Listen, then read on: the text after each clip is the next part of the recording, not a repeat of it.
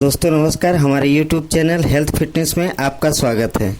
दोस्तों आज हम आपके लिए लेकर आए हैं स्नेप LS सिरप के बारे में।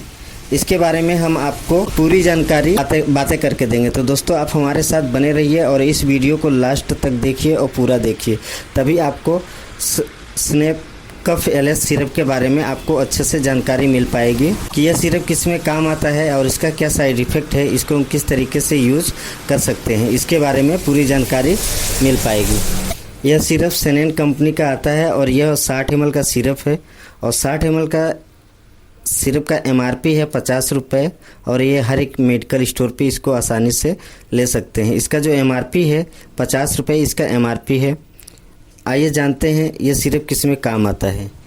जानने से पहले अगर अभी तक आप हमारे चैनल को सब्सक्राइब नहीं किए हैं, जो नीचे रेड कलर का सब्सक्राइब लिखा हुआ है उस पर आप क्लिक करिए। क्लिक करने के बाद आप बेल आइकन को दबा दीजिए। इससे आपको हमारे न्यू वीडियो के अपडेट या नोटिफिकेशन आपको सबसे पहले पा सकेंगे और ज़रूरतमंद लोगों के साथ इस वीडियो को शेयर कर सकते हैं। तो आइए जानते हैं इस सिरप में साल्ट क्या मिलाया गया है, इसका जो कंपोजिशन क्या है।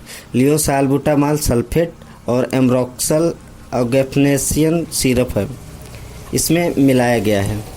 यह जो सिरप है यह कफ सिरप है, बच्चों में इस्तेमाल किया जाता है। इस सिरप को किस में यूज़ कर सकते हैं इसके बारे में जान लेते हैं। यह सिरप खांसी में इस्तेमाल किया जाता है, जैसे कि दमा हो, फेफड़े की सूजन हो और बलगम को बाहर निकालने में मदद करता है। बलगम वाली खांसी हो और सांस लेने में दिक्कत हो रही हो तो आप इस सिरप का इस्तेमाल कर सकते हैं। बच्चों को निमोनिया हो गया है उसमें भी इसका इस्तेमाल कर सकते हैं।